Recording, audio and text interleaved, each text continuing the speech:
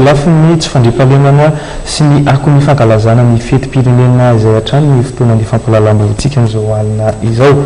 Raha ny tapaka izay voaraiva amin'ny mpitandro filaminana moa dia nahitana baobaba mandatsatra maso omaly teny Anosy ndeha ho jerentsika ary ny vaovao mahakasika ny fahitana indrindra ity baobaba mandatsatra maso ity.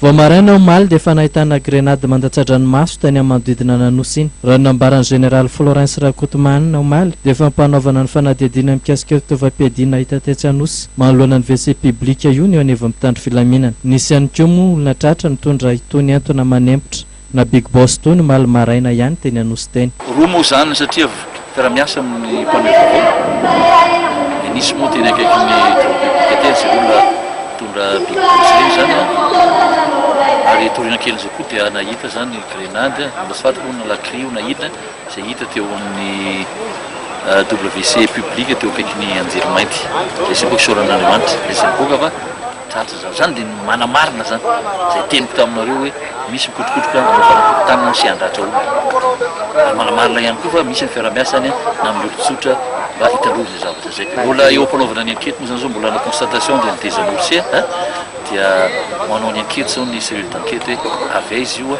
iza mety nanao amin'io dia hitantsika eo tompony. Nandritry ny 2 andro fankalazana ny fetim-pirenena iny moa dia maro ireo trangan-javatra sy fitaovam-piadiana hita tetsy sy teroa.